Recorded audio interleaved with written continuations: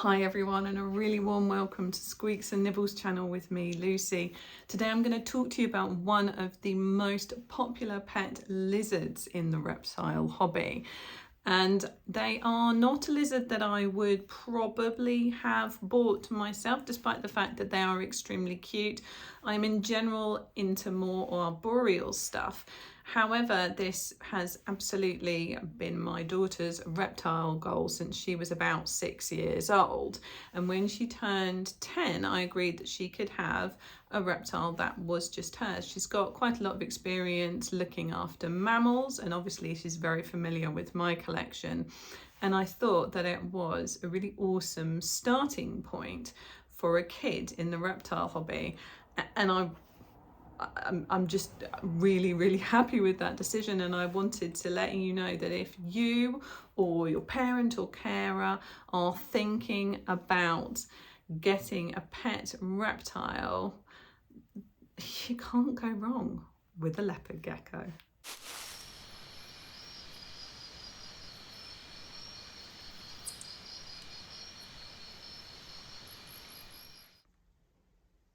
So this is Jiggle, the leopard gecko's bioactive enclosure. At this end, as you can see, we've got his little water dish and a dish with calcium powder. Now I do dust his bugs, but it's one of those sort of folklore things that's a little bit stuck, so I do give him the opportunity to lick the calcium powder up independently as well if he wants to. So over here is his little humid hide that's filled with sphagnum moss, which is just slightly damp, gives him somewhere that he can go if he wants to help him shed. He likes to spend time on this little wooden arch here, and one of his favourite places to hide at this time of day, it's about midday, is in this cork bark tube. These are all at the cooler end of his house. There's a lovely little cave there where he can hide, and as we pan around you can see that in the middle there's another cork bark hide there, and then we've got the rock hide here which he basks on top of or hides underneath in the warm as well. You've probably noticed that for a bioactive enclosure, surprisingly what you're seeing is plastic plants.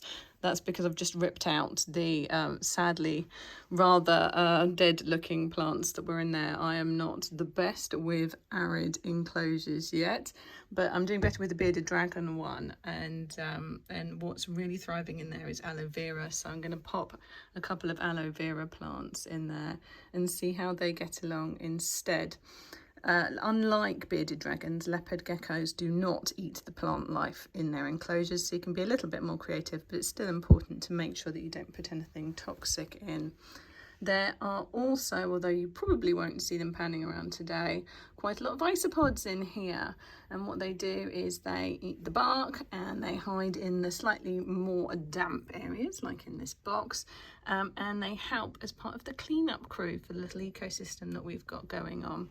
You do occasionally still need to pick up poops if you see one, but they do a pretty good job of staying on top of the mess. Now, you're probably wondering where the leopard gecko is. He is almost always in this tube at this time of day. Hey, Jigs. I don't think you can see him on the camera, but he is right at the end there. Let me see if I can pan in here for you. Hey, buddy. What I will do to get him out is I'll feed him. Oh, hey, bud. Hiya. This is a very friendly little chap. So when he's completely come out of his tube, we'll scoop him up and we'll have a chat about his care and why I think that he is such a fantastic pet for kids.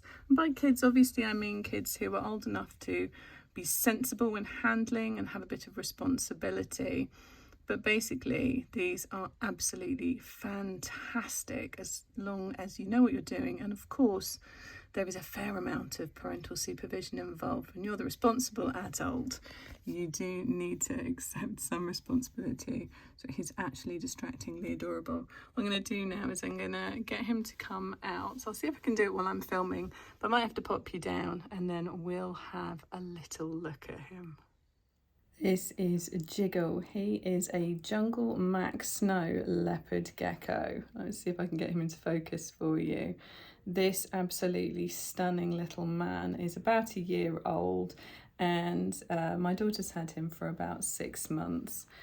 He came from a lovely, very reputable local breeder, and he has been nothing but a complete delight to be around. Leopard geckos have the benefit over things like crested geckos that they aren't particularly jumpy. So they won't spring off your shoulder onto the floor, but also if they did happen to have a bit of an accident, they're going to be a lot more vulnerable to injury. So when your kid holds them, it's really important to make sure that they're sitting down and somewhere secure. Carrying them around on their shoulder might look really fun and cool, but that's best left to adults who know what they're doing. So my daughter will keep Jiggle on her arms, in her lap. He is faultlessly friendly and nice. Now, not all leopard geckos are. You get your skitty ones and you get your bitey ones. I've been bitten by one before, but it was only fairly young and nervous and had just been handed across to me in perhaps not the calmest way. What I'm trying to do here is keep him in shot for you so you can see him. So as you can see, they are, they're not a pet rock, as they say. They will move around and stay busy. They are very happy to be exploring, but they are very even-tempered, and if you do get one that's a little bit bitey, well, it's not going to hurt. And generally that means that something's wrong or they're worried, and you need to go back a step and get them familiar with you before you move on to trying to do more taming. I think tongue feeding is a really good way to achieve that with reptiles. It means that they associate you with being the bringer of food, which is obviously the ultimate good thing, but they also don't directly associate your hands with food, which is obviously, going to lead to accidents if that's the case. This little chap is not normally awake at this time of day. He's probably a little bit confused about what we're doing, so we won't keep him out for too long. But as you can see, he's confident and happy, and yeah, with a little bit of supervision, what a fantastic thing to have in your life. And yeah, I really can't recommend them enough. But again, the main note is when you're choosing a pet for your kid, you need to think about how long they're going to live. And for leopard geckos, it can be a really long time. If you're exceptionally lucky, I have a friend who had one for a good 15 years. And he's going around the back of me, which is making it rather harder to film. And yeah, so they live for a long time, and you need to be prepared to handle live food. They absolutely cannot have a pre-prepared diet. They are obligate carnivores. They will only eat bugs. So you need to be okay with handling that, and as the parent, you need to be prepared for the fact that if your kid gets bored or doesn't live up to the responsibility, that responsibility is now yours. It doesn't go away. This is now your pet for the next 15 years. Obviously not the best life lesson to let your kids abandon things, and hopefully that won't happen, but just, it's really important to me that you understand that this is an animal that you are responsible for, even if you buy it for your child. Children change their interests a lot more rapidly, at least in my experience, than we do as grown-ups. And yeah, so when you buy your kid a pet, make sure that it's a pet that you would be happy to have in your life. And you should be happy to have this pet in your life. Look at it. It's awesome.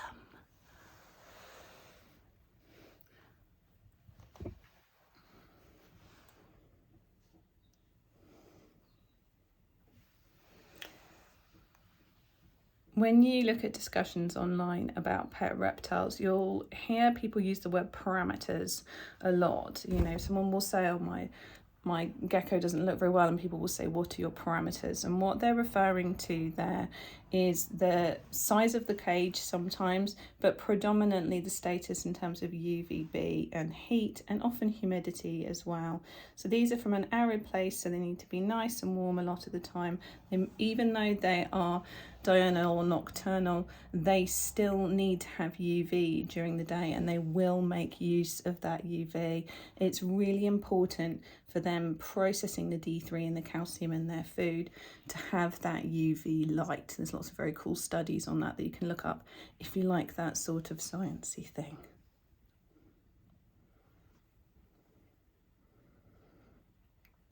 So healthy leopard geckos will have a chunky tail. Skinny tail is a sign that it is too thin, or in very rare cases of a nasty little disease. So make sure that it's got a good build, but again, just like any other pet, it's important to make sure that they don't get overweight, because that can have long-term health implications as well. The more enrichment that is in your enclosure, the happier your leopard gecko will be. Lots of animals in captivity don't express certain behaviours, but it's just because they don't have the opportunity to. So you want lots of places to climb, lots of places to hide, and if you can, a decent variety in what you're feeding them as well. So we've had a look at the enclosure, we've met Jiggle, the best leopard gecko in the world, and we've had a little chat about what he eats, and the necessity for UV, for calcium powder on his food. He obviously needs a water dish despite coming from quite a dry environment. That's still very important for him to have, but you keep it at the cool end so that the water doesn't evaporate and increase the humidity inside his enclosure. You will see a very vast number of people disagreeing about the way to keep leopard geckos. Some people will say it's fine to keep them together. That is never true of males. I have heard of it working occasionally in females, but I wouldn't want to throw my hat into the ring for that one. Jiggle is a male. He will always live by himself. We don't have any intentions to breed from him. You'll also see a lot of people chatting about the size of the enclosure. So how big does it need to be for them to be happy? For me, size is slightly less relevant than enrichment. You want to have a lot going on inside your enclosure, lots of different things for your animal to experience. This word enrichment gets thrown around a lot, but it really is the key to long, happy, healthy lives in reptiles. I'm smiling because there is a frog doing gymnastics at the side of me. It's very cute. But we're talking about leopard geckos. They are amazing little animals, and as I said, I tend in general to be more into arboreal geckos. Day geckos particularly, I really, really love. But now that we have had a leopard gecko, I wouldn't be without one. I adore Jiggle. He is absolutely brilliant fun to have, and yeah, 2 big thumbs up. Just remember, if you're getting a pet for a kid, the responsibility lies with the grown-up. Okay, so even when the kid is showing really good initiative and, you know, banging out everything that they need to do, feeding on time, checking all the parameters, you are still the person who needs to manage that. Okay, just make sure, keep checking in, and remember that ultimately, if you get your kid a leopard gecko, you've got yourself a leopard gecko too. But I think you're gonna love it. Really, really awesome pet. Do you have a leopard gecko? Do you want a leopard gecko? Talk to me about leopard geckos in the comments section. I can't wait to hear from you.